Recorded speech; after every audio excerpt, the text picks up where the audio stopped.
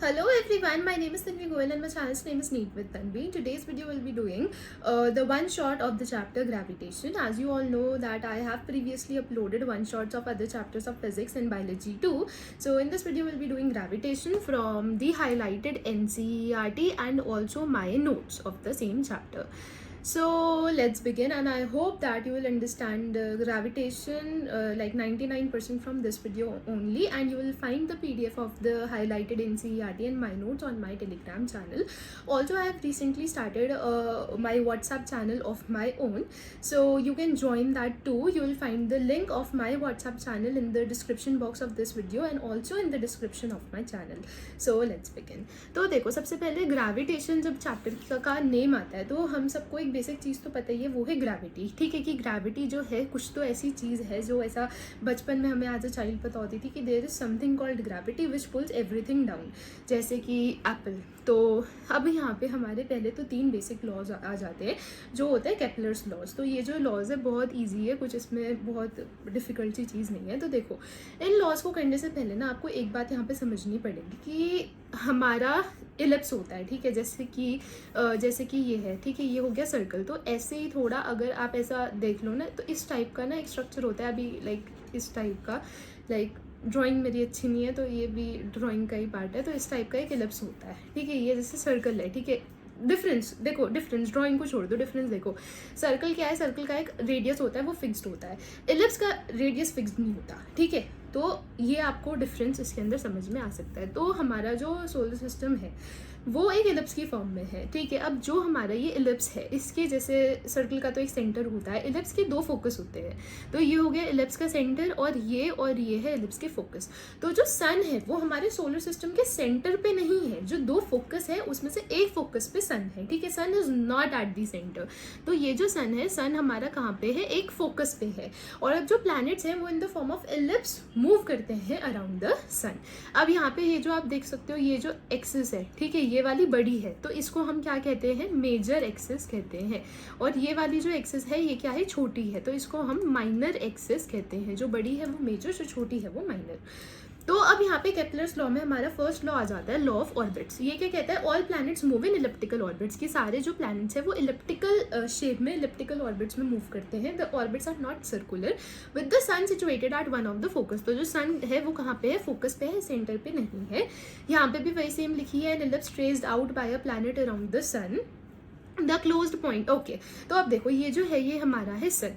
अब जो प्लैनेट है जब वो यहाँ पे होगा, ठीक है, प्लैनेट यहाँ पे भी हो सकता है, प्लैनेट यहाँ पे भी हो सकता है. तो अगर आप यहाँ देखो तो यहाँ पे जो प्लैनेट है वो सन के सबसे ज़्यादा नज़दीक है, सबसे ज़्यादा क्लोज है. So this point is known as perihelion. This point is known as perihelion. इसको आप कैसे याद रखोगे, व्हेन वी से पास में. ठीक है, व्हेन वी से पास में, पास बिगिंस विद पी, तो perihelion also begins with P. तो पेरिहिलियन मीन्स जब प्लैनेट सन के क्लोजेस्ट है, एंड जब जो प्लैनेट है वो सन के फारदेस्ट है, सन से सबसे ज़्यादा दूर है, then that point is known as aphelion. That point is known as aphelion.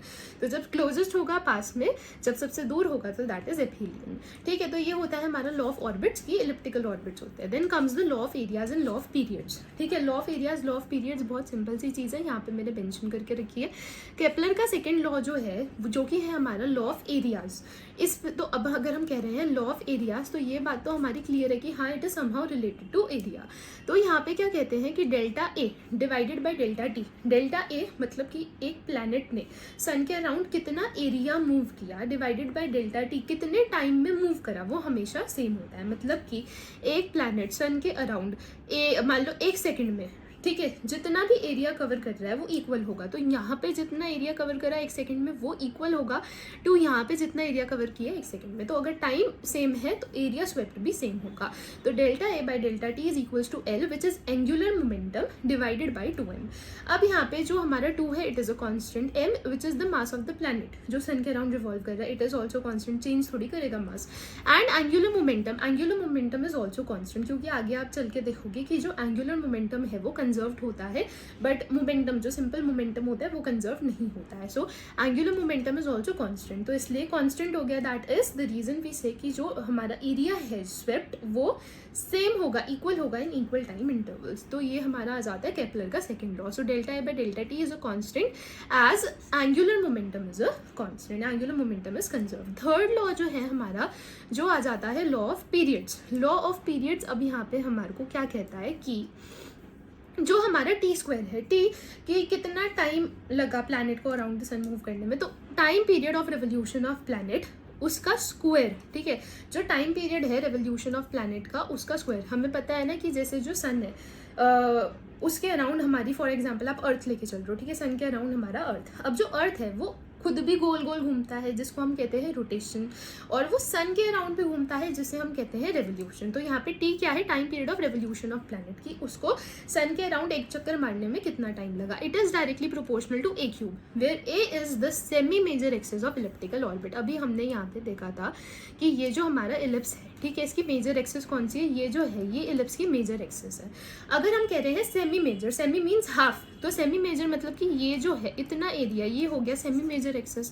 तो ये जो ए है it is the semi major axis of elliptical orbit. So T square is directly proportional to A cube.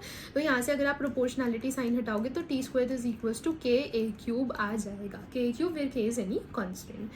उसके बाद फिर यहाँ पे अगर हम वापस आए तो क्यों, अच्छा देखो वही सेम चीज़ हो गई. हमने कहा अभी के इज अ कांस्टेंट, हमने कहा ना कि T square is equals to के ए क्यूब.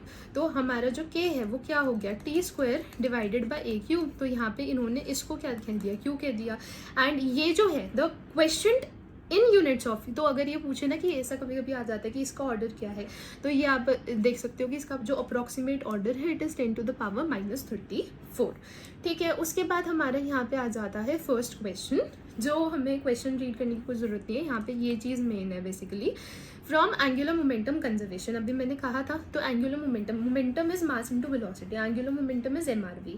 तो यहाँ पे अब मास जो है प्लैनेट का वो सेम रहेगा, मास थोड़ी चेंज करने वाला है. अब जो हमारा ये है vp divided by va is equals to ra divided by rp. Arrangement करिए, सिंपल है, ठीक है, कुछ नहीं है.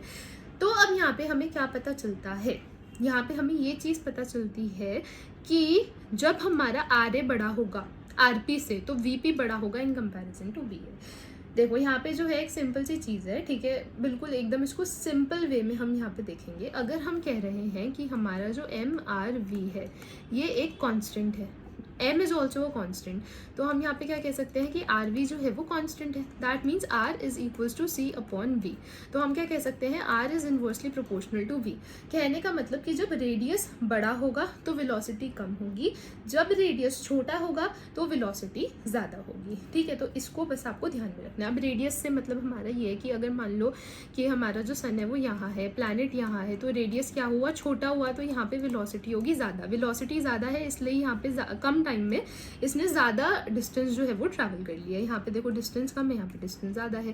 ठीक है, अब यहाँ पे क्या है कि जो हमारा रेडियस है वो बड़ा है, रेडियस बड़ा है मतलब वेलोसिटी कम होगी, तो इसलिए यहाँ पे प्लैनेट ने क्या करा, धीरे धीरे मूव किया. तो सिंपल सी ये चीज़ है जो हमने law of conservation of momentum से डिराइव कर ली है. Then in the motion under a central force the angular momentum is always conserved. वो तो हमने देख ही लिया है कि जो हमारा एंगुलर मोमेंटम है वो कंजर्व्ड है. उसके बाद हमारा नेक्स्ट क्वेश्चन आ जाता है 3 equal masses of m kg each are fixed at the vertices of an equilateral triangle ABC. Equilateral triangle सबको पता है जिसकी सारी साइड्स इक्वल होती हैं, that is an equilateral triangle. Equilateral triangle के हर एक वर्टेक्स पे ही कह रहे हैं कि इन्होंने एक मास m जो है उसको रख दिया है. ठीक है, नीचे भी फिगर है हमारे पास. what is the force acting on a mass 2m placed at the centroid G of the triangle. तो इक्विलेटरल ट्रायंगल का सेंट्रॉइड क्या होता है बेसिकली, अगर मान लो कि ये हमारा इक्विलेटरल ट्रायंगल है, ठीक है, अब हमने यहाँ पे क्या करा, मीडियंस ड्रॉ करी. ठीक है, मीडियंस ड्रॉ करी. मीडियंस मतलब कि अगर हमारे ये वर्टेक्स है ए, तो ए से हमने एक ऐसी लाइन ड्रॉ करी हमारी साइड BC पे जो BC को बाइसेक्ट कर रही है. ठीक है, 2 इक्वल पार्ट्स में डिवाइड कर रही है, दैट इज़ अ मीडियन. तो हमने यहाँ पे तीनों से जब मीडियंस ड्रॉ करे तो ये जो हमारा मिडिल पॉइंट आया, दिस इज अ सेंट्रोइड. तो इन्होंने सेंट्रोइड पे 2m मास रखा है एंड हमारे A B C तीनों पे जो मास है वो m है. ठीक है, अब इन्होंने क्या पूछा, what is the force acting on the mass 2m placed at the centre on G of the triangle. तो 2m पे फोर्स क्या लग रही होगी। तो अब आप एक चीज़ बताओ कि यहाँ पे जो फोर्स है with respect to mass we are talking about the gravitational force, and gravitational force is always attractive in nature, gravitational force never repels. तो अब ये जो मास है ये इस 2m वाले मास को अपनी तरफ खींच रहा होगा, ये भी अपनी तरफ खींचेगा, ये भी अपनी तरफ खींचेगा, ठीक है, सब अपनी अपनी तरफ खींचेंगे। अब यहाँ पे आप एक बात देखो कि जो मासेस है वो इक्वल है, और ये जो डिस्टेंस है, डिस्टेंस आई गेस इन्होंने, हाँ यहाँ पे हमें दे रखा है कि AG जितना भी ये डिस्टेंस है ये 1 मीटर है, मतलब कि ये वाला डिस्टेंस, ये वाला डिस्टेंस, ये वाला डिस्टेंस, ये सारे डिस्टेंसेस 1 मीटर है। तो हमारा फोर्स का यहाँ पे मैंने फॉर्मूला लिखा है ना, gravitational force is Gm1m2 upon r²। जैसे इलेक्ट्रोस्टैटिक होता है सेम है, बस चार्ज की जगह मास आ गया। So force is equals to Gm1m2 upon r², where the value of G are gravitational constant is 6.67 into 10 to the power minus 11, ठीक है, and the gravitational force is independent of medium. This is the reason कि हमारे जो planets हैं वो सन के through भी एक ग्रेविटेशनल फोर्स को फील करते हैं, ऑल्दो बीच में the medium is vacuum, so it is independent of medium. And अगर आपको एफ नेट निकालनी है तो हम क्या कर देंगे, सिंपली वेक्टर सम कर देंगे। ये तो हमारा है ही that the gravitational force on 1 due to 2 is equal to the negative of force on 2 due to 1। तो ये तो होता ही है इक्वल एंड अपोजिट, ठीक है, हमारा एक्शन रिएक्शन पेयर बन गया। एंड यहाँ पे अगर हम ये भी देख ले साथ ही साथ, तो t² is directly proportional to a³ है, तो अगर आप t² एंड a³ का ग्राफ प्लॉट करोगे then it will be a straight line passing through the origin. तो अब तक हमने नोट्स में से जितना जितना NCERT में से करा है उतना उतना अभी तक हमने नोट्स में देख लिया है। जो ऊपर का लिखा है रेड पेन से उसको हम बाद में देखेंगे, ओके।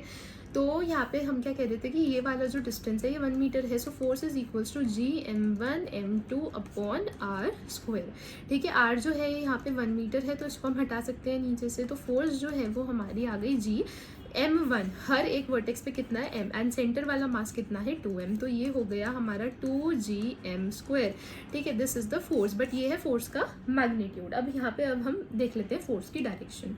तो अब आप एक बात समझो कि अगर हमारे को ये ट्राइंगल गिवन है, ठीक है, यहाँ पे हमने ये जो है ये मीडियंस ड्रॉ करे हैं, ठीक है, अब ये यहाँ पे परपेंडिकुलर होगा, ठीक है। अब यहाँ पे अगर हम देखना चाहें कि जो हमारा ये वाला एंगल है, जैसे यहाँ एक मास है, यहाँ एक मास है, तो अगर हम देखना चाहें कि ये वाला जो एंगल है हमारा ये कितना है, तो इसको हम इजीली निकाल सकते हैं। अब देखो ये जो है हमारा ये वाला एंगल कितना था, 60 था, अब ये कितना हो गया 30 हो गया, तो ये वाला एंगल कितना हो गया 60 हो गया, तो ये वाला एंगल अपने आप क्या आ गया 30 आ गया। तो दैट मीन्स कि ये वाला जो एंगल है हमारा ये 30 है। अब यहाँ पे जो अपवर्ड फोर्स लग रही होगी, हम इसको दूसरे कलर से लिख लेते हैं, ठीक है, यहाँ पे जो अपवर्ड फोर्स आ रही होगी वो आ रही होगी F, ठीक है, यहाँ पे अपवर्ड फोर्स आ रही है आपकी F, लिखना चाहो FJ कैप लिख दो। अब यहाँ पे जो फोर्स है वो ऐसे एक्ट कर रही होगी, तो अब इसके दो कंपोनेंट्स आ जाएंगे, एक आएगा इस डायरेक्शन में एंड एक आएगा इस डायरेक्शन में। इधर वाला कंपोनेंट हो गया F sin 30, ठीक है, एंड माइनस का J कैप, इधर वाला कंपोनेंट हो गया हमारा F cos 30 I कैप, ठीक है। सिमिलरली ये ऐसे है तो इसके भी दो कंपोनेंट्स आ जाएंगे, एक ऐसे एक ऐसे। नीचे वाला जो कंपोनेंट है वो इसके जैसा सेम आएगा तो इसको 2 कर दो, इधर वाला कंपोनेंट जो है इसके जैसा सेम आएगा, तो ये दोनों क्या हो गए, कैंसिल हो गया, अपोजिट डायरेक्शन में मैग्नीट्यूड सेम है। तो बेसिकली ये क्या हुआ हमारा FJ cap minus 2F sine 30 J cap, सबको पता है साइन 30 इज 1/2, तो ये हो गया cancel. FJ cap minus FJ cap is 0, that means जो नेट फोर्स एक्ट कर रही है वो क्या कर रही है 0, ठीक है, कोई फोर्स एक्ट नहीं कर रही है। ये कह रहे हैं what is the force if the mass at the vertex A is doubled. तो अभी तक तो क्या था कि जो हमारा हर एक वर्टेक्स पे मास था वो m था, अब ये क्या कह रहे हैं कि हमने A पे कर दिया 2m, B पे m रखा, C पे m रखा, तो अब 2m पे क्या फोर्स एक्ट कर रही होगी, ग्रेविटेशनल फोर्स। तो यहाँ वाले जो है बी एंड सी के वो तो सेम ही होंगे कि इसने इसको कैंसिल किया था, ये सेम है, नीचे जो है हमारा रिजल्टेंट ये आया ये सेम है, ये तो सब कुछ सेम है।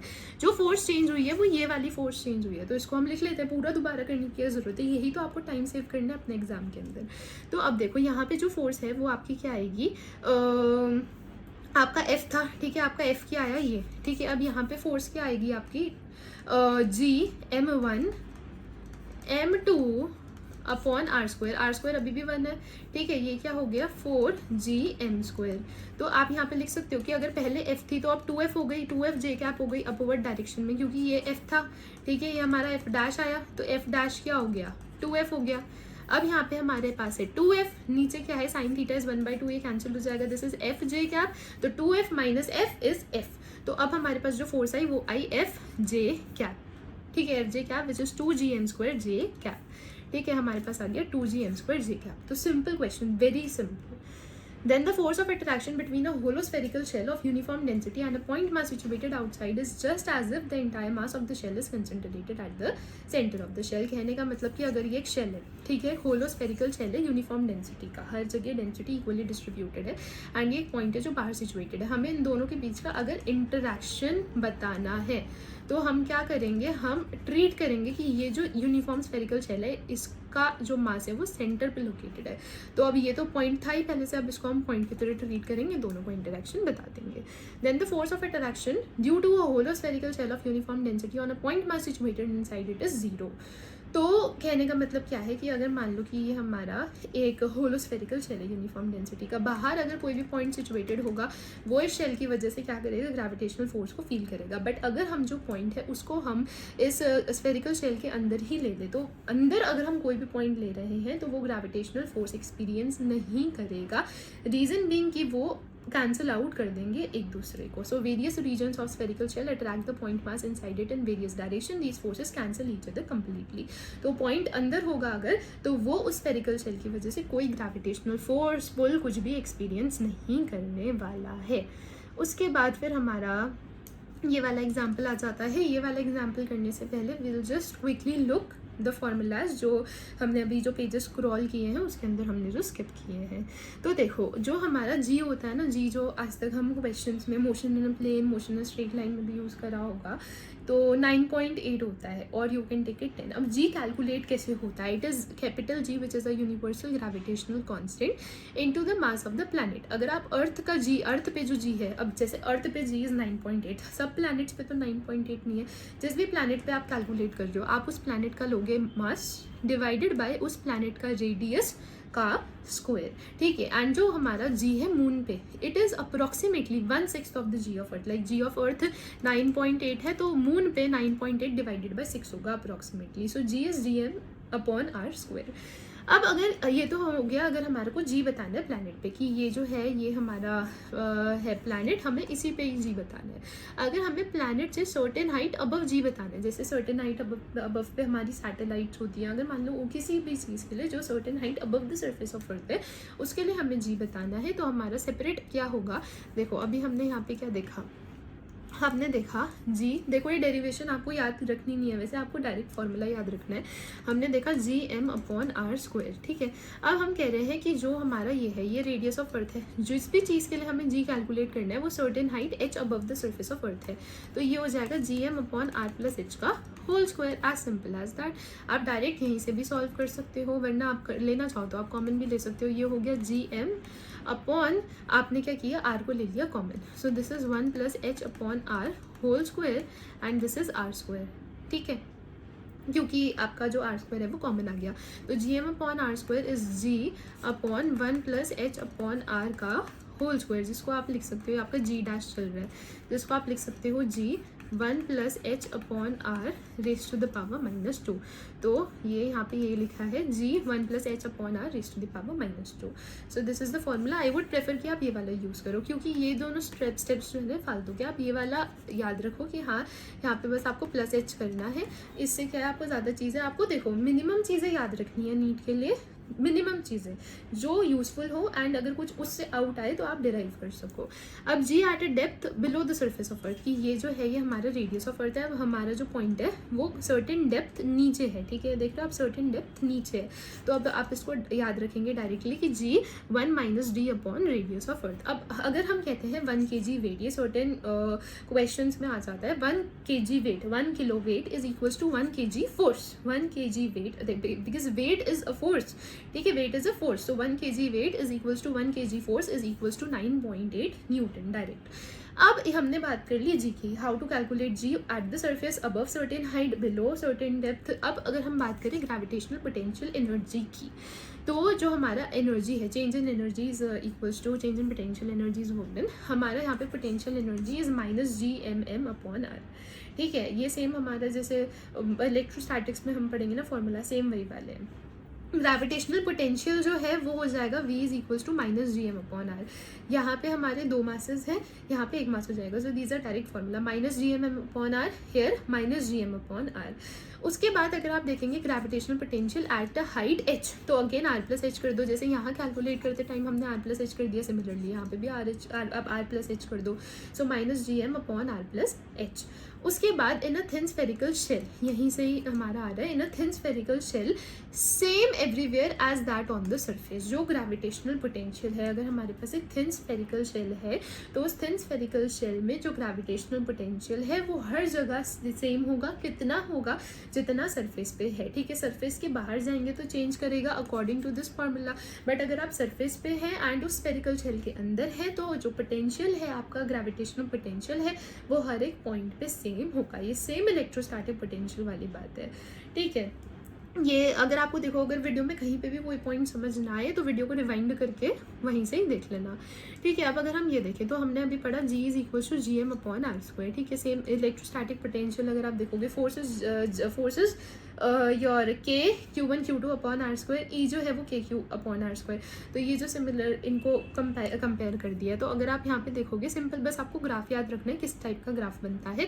तो अगर आप G वर्सेस R का ग्राफ देख रहे हो तो जो हमारा ग्राफ है वो पहले आएगा ऐसा एंड देन हो जाएगा ऐसा।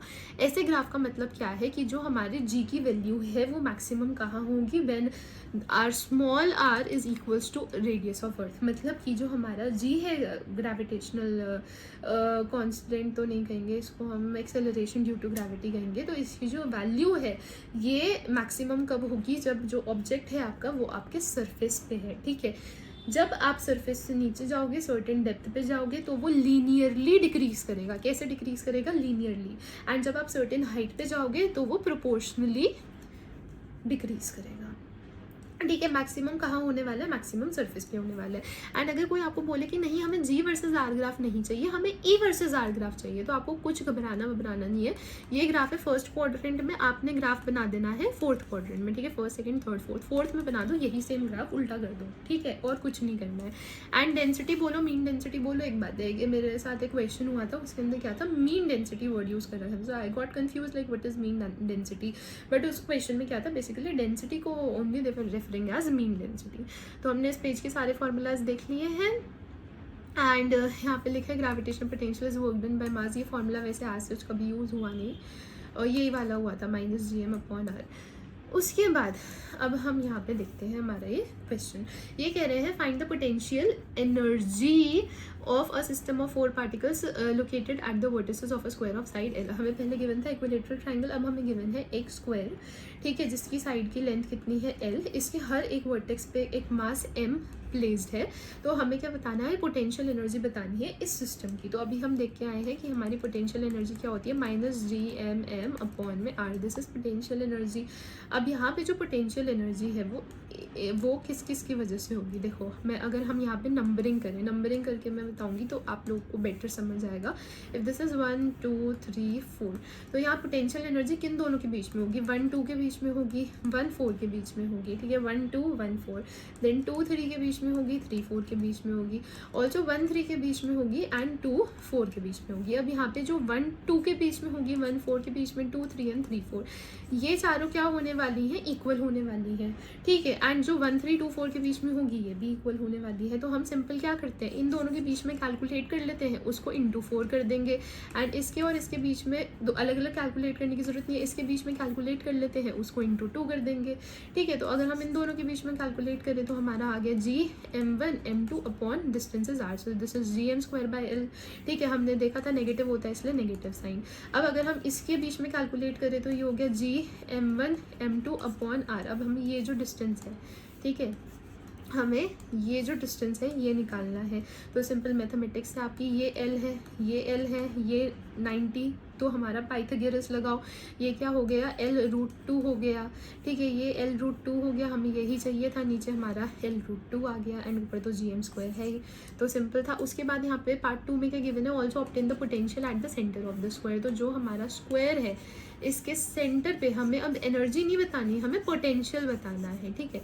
तो ये जो हमारा स्क्वायर है इसके सेंटर पे हमें बताना है पोटेंशियल अभी हम देख के आए, इट इज़ -gm/r। अब पोटेंशियल इसकी वजह से होगा, इसकी वजह से होगा, इसकी वजह से होगा, इसकी वजह से होगा। तो सिंपल हम क्या करते हैं कि हम एक की वजह से कैलकुलेट कर लेते हैं एंड उसको इंटू 4 कर लेंगे। एंड ये जो है इसको ही आगे सॉल्व किया गया है, ये तो कुछ नहीं है, ठीक है। तो एक की वजह से कैलकुलेट करते हैं, उसको इंटू 4 कर देंगे। सो this is -gm/r।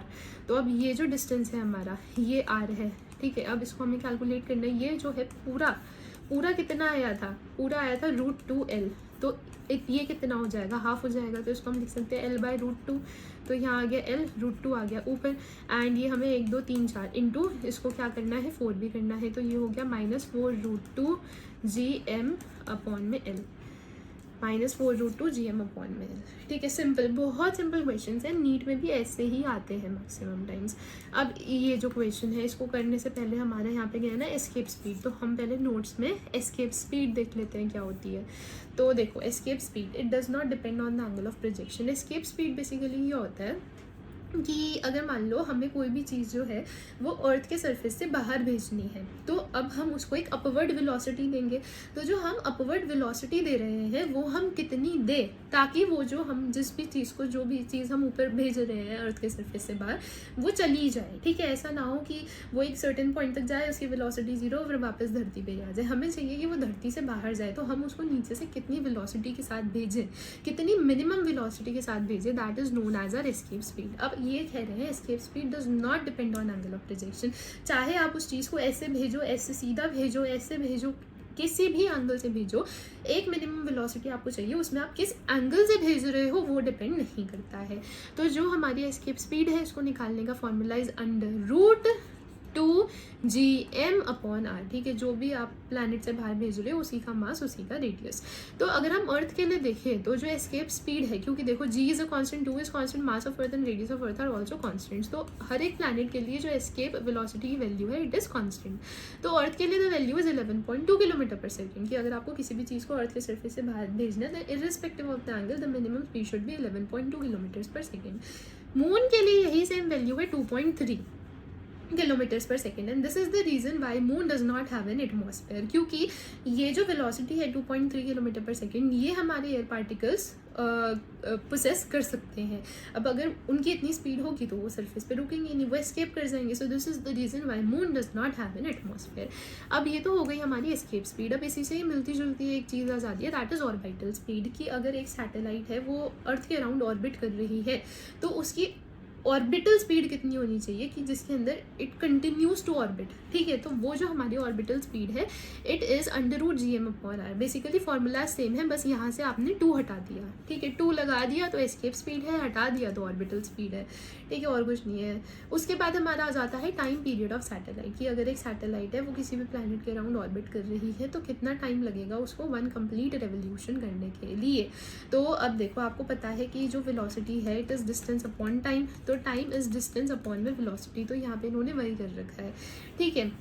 Distance upon velocity से ही ये जो टाइम पीरियड है इसका फॉर्मूला इन्होंने डिराइव करा है। अब कैसे, देखो हमें यहाँ पे निकालना है कि टाइम कितना लगेगा। टाइम इज डिस्टेंस अपॉन में वेलोसिटी। ऑर्बिटल वेलोसिटी अभी हम देख के आए √gm/r है। अब जो डिस्टेंस है, ठीक है, अब अगर एक प्लैनेट है, वो एक प्लैनेट है, ठीक है, मान लो ये प्लैनेट है। अब ये जो सैटेलाइट है इसके अराउंड रेवोल्यूशन कर रही है, ये जो है ये डिस्टेंस है, जो भी डिस्टेंस ये अबव है, ठीक है। अब ये जो हाइट है इसको हमने h ले ली, क्योंकि ये जो r है वो सर्टेन उस प्लैनेट का भी अपना खुद का होगा। वो हमने प्लैनेट को एज अ डॉट दिखा है बट एक्चुअली प्लैनेट ये है, ठीक है। ये प्लैनेट का रेडियस है, जो सैटेलाइट है वो यहाँ पे है, तो ये हाइट हो गई, ठीक है। तो अब हमारा टोटल डिस्टेंस कितना होगा जो उसको करना है, तो डिस्टेंस सरगमफेरेंस के इक्वल हो जाएगा। Circumference is equals to 2πr + h divided by √gm/r + h, क्योंकि जब हम ऑर्बिटल स्पीड देख रहे हैं तो जो सैटेलाइट है वो सरफेस पे थोड़ी ना है, वो सर्टेन हाइट अबव है, तो ये भी हमारा r + h आएगा।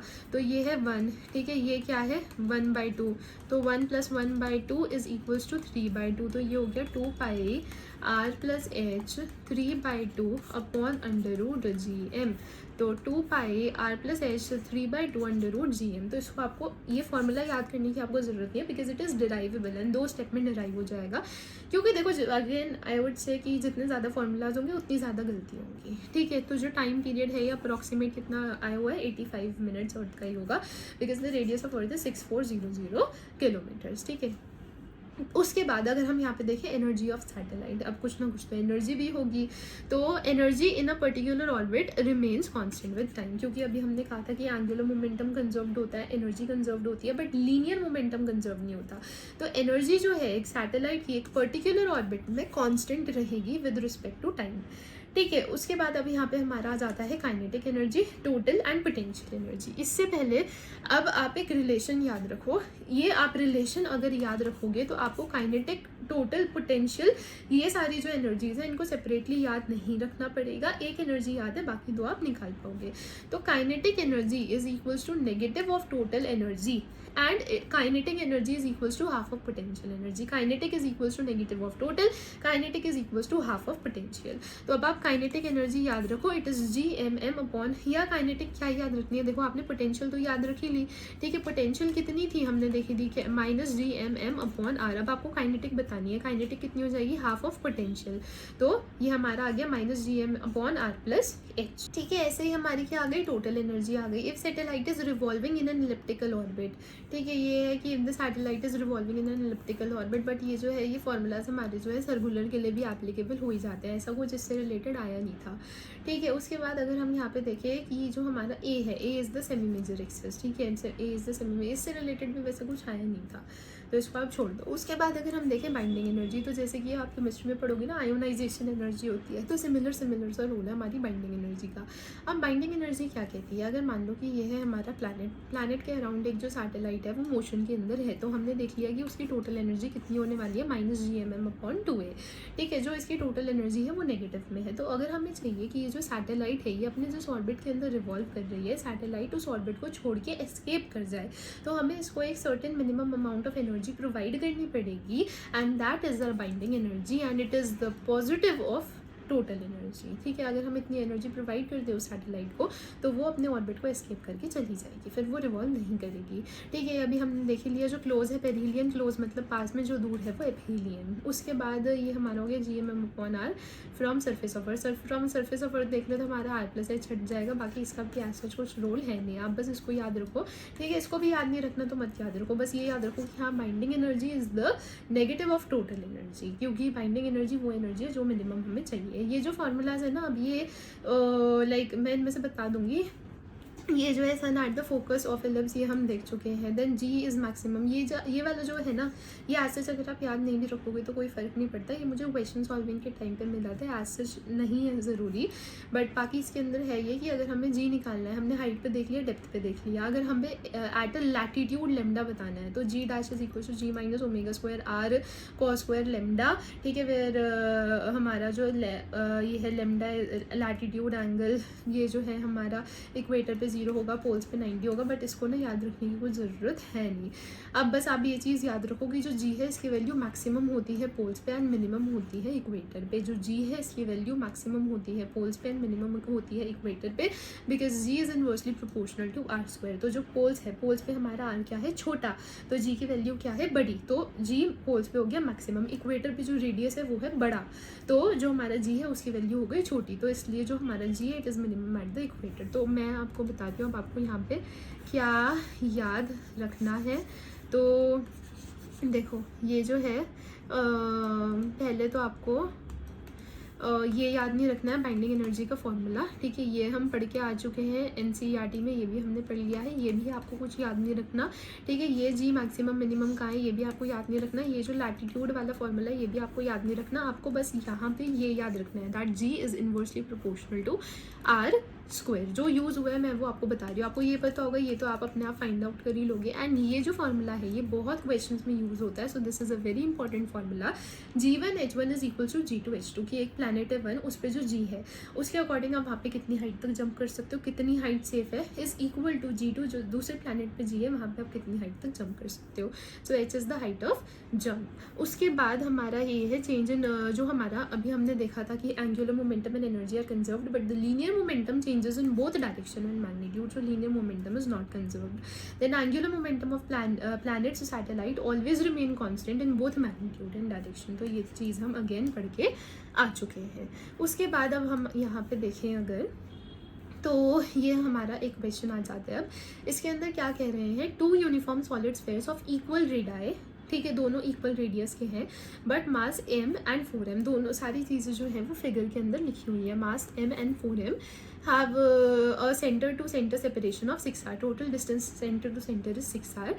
The two spheres are held fixed. The projectile of mass m, ये रहा हमारा mass m का projectile, is projected from the surface of sphere of mass m directly towards the center of the second sphere. Obtain an expression for the minimum speed v of the projectile so that it reaches the surface of the second sphere. कि ये जो हमारा projectile है इसकी minimum speed v कितनी होनी चाहिए ताकि वो जो हमारा 4m वाला है उस तक पहुंच जाए. तो अब आप ये देखो, ये जो हमारा प्रोजेक्टाइल है ये इधर कैपिटल m वाला इसको इधर अट्रैक्ट करेगा, 4m वाला इसको इधर अट्रैक्ट करेगा. तो हमें यहाँ पे बेसिकली क्या चीज़ फाइंड आउट करनी है कि कहाँ पे जो हमारा प्रोजेक्टाइल है उस पे जो ग्रेविटेशनल फोर्स ऑफ अट्रैक्शन है due to both the spheres वो इक्वल हो जाती है. क्योंकि इक्वल होगी तो अपोजिट डायरेक्शन में कैंसिल कर देगी एक दूसरे को, तो जीरो हो जाएगी. अगर मान लो कि जो हमारा फोर्स ऑफ अट्रैक्शन है वो यहाँ पे जीरो हो रहा है, ठीक है. अब जो हमारा प्रोजेक्टाइल है वो थोड़ा सा और आगे जाएगा, फिर तो ये 4m वाला इसको अपनी तरफ खींचे लेगा ना, क्योंकि वहाँ पे इसका इफेक्ट तो खत्म हो गया. तो हमें इसी चीज़ को फाइंड आउट करना है कि कहाँ पे हमारा जो पुल है वो ज़ीरो हो रहा है. तो इन्होंने यहाँ पे वही करा है कि the neutral point is defined as the position where the two forces cancel each other out. तो फोर्स अभी हम यहाँ पे देख के आए gravitational forces Gm1 m2 upon में r². तो इन्होंने वही करा है Gmm अपॉन r². ये वाला जो डिस्टेंस है ये कोई हाइपोथेटिकल पॉइंट मान लिया, ये डिस्टेंस ले लिया स्मॉल r. तो हमारा Gmm upon r² is g, ये वाला ये जो है इसका मास कितना है 4m, तो इसलिए यहाँ पे क्या लिया है 4m. उसके बाद इसको सॉल्व करा, हमारा Gmm कैंसिल, यहाँ क्या बचा 1 upon r² is equals to 4 upon 6r minus r whole square. ठीक है, तो अब हम इसको करेंगे, this is 6r minus r whole square upon r² is equals to 4. ठीक है, तो अभी यहाँ पे आप कर दो 6 6 36 capital r² plus r² minus 6 में 6 2 12 r is equals to 4r². ठीक है, ये है 36. हमें यहाँ पे वैल्यू क्या किसकी निकालनी है, स्मॉल r की निकालनी है. तो इसको हम इधर लेके चले गए, this is 3r² minus plus 12 capital R small r minus 36 r². अब हम 3 से कैंसिल करेंगे, r² plus 4 r minus 12 r². अब हमें यहाँ पे पता है कि 6 1 6 2 12 होता है. तो यहाँ पे हम क्या लिख सकते हैं,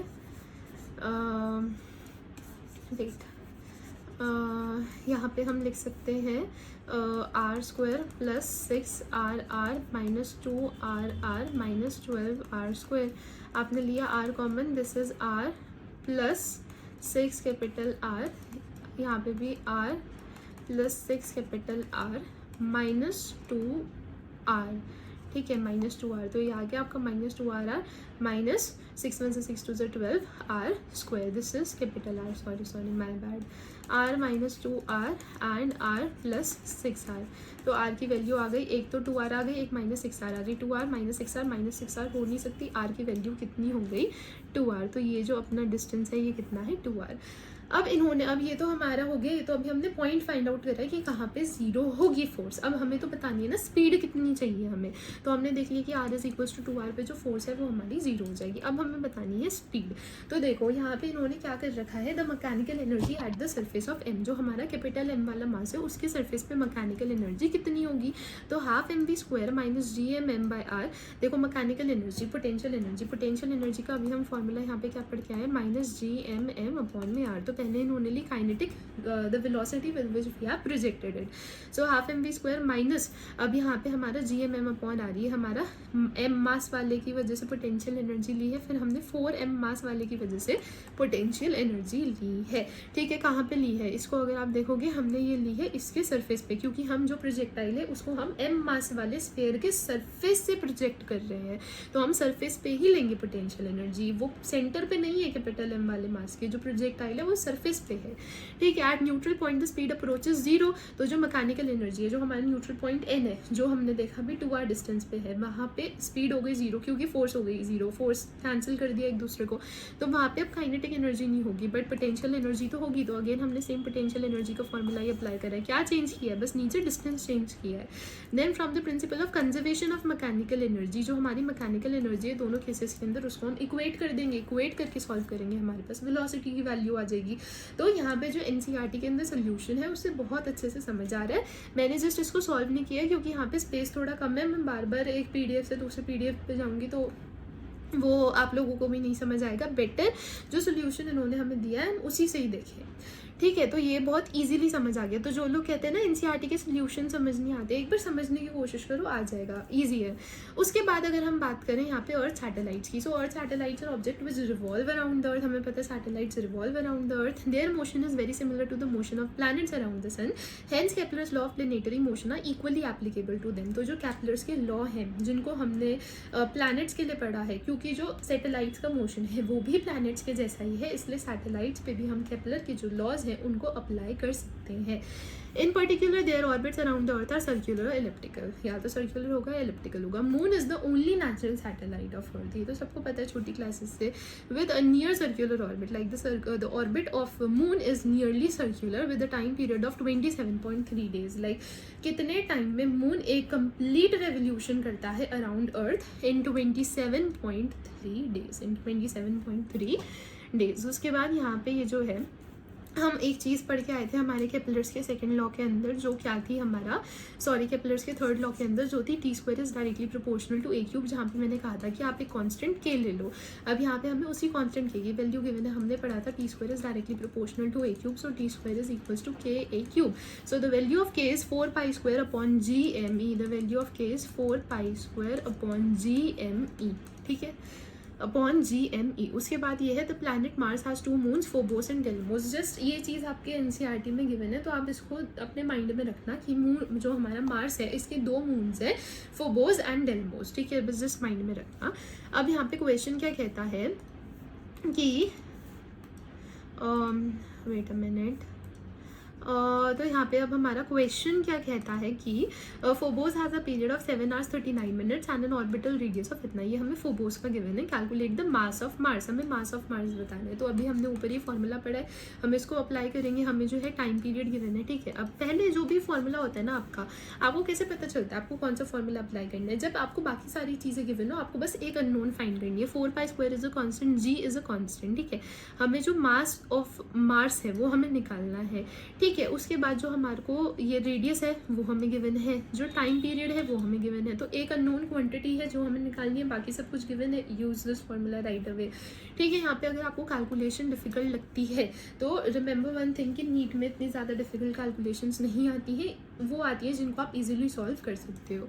उसके बाद सेकंड पार्ट में हमें क्या गिवन है, assume that earth and Mars move in circular orbits around the sun with the Martian orbit, मतलब मार्स का ऑर्बिट बीइंग इतना times the orbital radius of earth. What is the length of Martian years in days? तो हमें पता है formula T square is directly proportional to A cube. तो हम यहाँ पे क्या कह सकते हैं कि T1 upon T2 square is equals to R1 upon R2 cube, ठीक है, ये चीज़ है। तो अब जो हमें यहाँ पे क्या गिवन है कि जो रेडियस ऑफ मार्स है it is 1.52 times the radius of अर्थ। हमें ये चीज़ गिवन है, तो हमारा इसके अंदर आप पुट कर दो, ठीक है। हमें अर्थ का तो पता है ना 365 डेज, तो इससे हमारे पास कितना आ जाएगा 684 डेज। तो डायरेक्ट ये वाला क्वेश्चन तो कम्प्लीटली फार्मूला बेस्ड था, इसलिए मैं कहती हूँ कि जो हमारा ग्रेविटेशन चैप्टर है कम्प्लीटली फार्मूला बेस्ड ही है। Then orbits of all planets except Mercury, Mars and Pluto are very close to being circular. तो हमारे जितने भी प्लैनेट्स हैं सोलर सिस्टम के अंदर, उसमें मरकरी मार्स दोनों वाले, मरकरी मार्स एंड प्लूटो को छोड़ के बाकी सबका जो ऑर्बिट है it is nearly circular. For example the ratio of semi minor to semi major axes of earth is इतना। तो ये दिखा रहा है कि अर्थ का भी नियरली सर्कुलर ही है। Then comes You are given the following data. Okay, the distance of moon, the distance to the moon, okay, and the time period of moon's revolution is इतना. Obtain the mass of earth in 2 different ways. तो इसका कुछ नहीं है, आपको direct formula लगाना है. तो आप ये फार्मूला लगा सकते हो. ये है क्या, हमने पढ़ा था G is equals to G M upon R square. हमें क्या बताना है, obtain the mass of earth. तो मास कितना हो गया, G capital R square upon M. तो वही फार्मूला है, दूसरा फार्मूला ये वापस से यही वाला अप्लाई करेंगे. आप यहाँ पे देख सकते हो. तो ये दोनों फार्मूला से डायरेक्ट आपको वैल्यूज पुट करनी है और कुछ नहीं करना है. देन एक्सप्रेस द कांस्टेंट के इन डेज एंड किलोमीटर्स. ओके, तो कांस्टेंट के हमें गिवन है इतना, इसको हमें डेज एंड किलोमीटर्स में एक्सप्रेस करना है. तो कन्वर्जन तो आती ही होगी. जो के है इसकी वैल्यू हमें कितनी गिवन है, 10 to the power -13 H square M raise to the power -3. तो हमें इसको पहले करना है डेज में. तो सेकेंड को हम करेंगे डेज में. तो हमारे को पता है 1 सेकेंड जो है, पहले हमारे को 1 डे के अंदर ऐसा होता है 24 आवर्स, फिर 1 आवर में 60 मिनट्स, देन 1 मिनट में 60 सेकेंड्स. तो यहाँ पे वही आ गया हमारे 24 60 ये एच स्क्वायर है. तो यहाँ पे हम स्क्वायरिंग करेंगे. ठीक है, 1 kilometre is equal to 1000 metres. But क्योंकि यहाँ पे नेगेटिव क्यूब है तो ये नेगेटिव के चक्कर में तो नीचे आ गया, बट साथ में हम क्यूब भी करेंगे. तो सिंपल कन्वर्जन है ये, यूनिट्स एंड डायमेंशंस वाले चैप्टर के अंदर भी है. ठीक है, ये उसमें छोड़ो, तो छोटी क्लासेस में भी पढ़ी है हम लोगों ने. Then the moon is at a distance of इतना from earth. Obtain its time period of revolution in days. हमें टाइम पीरियड ऑफ रेवोल्यूशन बताना है. तो जो हमारा टाइम पीरियड ऑफ रेवोल्यूशन है, हम क्या कह सकते हैं, टी इज इक्वल्स टू के ए cube. T square is equals to k cube. अब T square is equals to k की वैल्यू हमने यहाँ पे निकाली है. ठीक है, इसको एज इट इज पुट करो. ए क्यूब हमने कर दिया. ए क्या है, ये रहा. डायरेक्ट अगेन फार्मूला, डायरेक्ट ये वाला फार्मूला है. केपलर्स लॉ के जो फार्मूलाज हैं ये यूज़ होते हैं. Then T is equal to 24 hours. H works out to be इतना which is much larger than the radius of earth. Okay, geostationary and polar satellites. अब ये जो है पहले हम इसको नोट्स में से देखते हैं, then you will understand it better. तो देखो यहाँ पे हमारे को क्या दिया है, gravitational field inside of thin spherical shell is 0. ये अगेन हम पढ़ चुके हैं, पीछे पढ़ के आए हम. ये जो ग्रेविटेशनल फील्ड है inside of thin spherical shell वो 0 दिया. इसको कैंसिल कर दो. देन सरफेस एंड आउटसाइड पे कितनी होंगी, G M upon R square. ये भी हम पढ़ के आ चुके हैं, G M upon R square होगी. हमने ग्रेविटेशनल फोर्स पढ़ी थी, G M upon R square. तो ग्रेविटेशनल फील्ड में आप एक मास हटा तो सिमिलरली आपका जो इलेक्ट्रोस्टैटिक फोर्स एंड फील्ड होता है उसी तरह. तो जो हमारा ग्रेविटेशनल फील्ड है inside the thin spherical shell that is 0. तो अगर ये जो है ये हमारा रेडियस ऑफ शेल है तो अंदर क्या है, 0. इसलिए यहाँ पे हमें कुछ गिवन नहीं है. ठीक है, यहाँ पे सरफेस पे क्या होगी, मैक्सिमम, एंड उसके बाद जो है ये डिक्रीज करती जाएगी क्योंकि हमारा आर स्क्वायर है नीचे, तो ऐसे डिक्रीज करेगी. उसके बाद फ्री फॉल अगर कोई बॉडी गिर रही है नीचे, it will experience a condition of weightlessness. ठीक है, तो उसका जो वेट है वो 0 हो जाएगा. उस पर अगर कुछ टेंशन है वो भी 0 हो जाएगी आपकी. अब यहाँ पे हमारी 2 तरीके की सैटेलाइट्स आ जाती है. हमें पता है बहुत सारी सैटेलाइट्स हैं, बट यहाँ पे हमें जो 2 बेसिक एंड इंपॉर्टेंट तरीके की डिस्कस करनी है, that is geostationary satellite also known as relay satellite. तो आप जियो स्टेशनरी बोलो, रिले बोलो, same thing. And other type is the polar satellite. दोनों के अंदर डिफरेंस ये है कि जो हमारी जियो स्टेशनरी या रिले सैटेलाइट है इसका टाइम पीरियड है 24 आवर्स. मतलब ये एक ऐसी सैटेलाइट है जिसको अर्थ के अराउंड 1 ऑर्बिट में कंप्लीट रेवोल्यूशन करने के लिए 24 घंटे मतलब 1 दिन लगता है. बट पोलर सैटेलाइट को सिर्फ कितना टाइम लगता है, 100 मिनट. मतलब कि आप ऐसा कह सकते हो अप्रॉक्सीमेटली 1.5 आवर में ये एक रेवोल्यूशन पूरा कर देती है.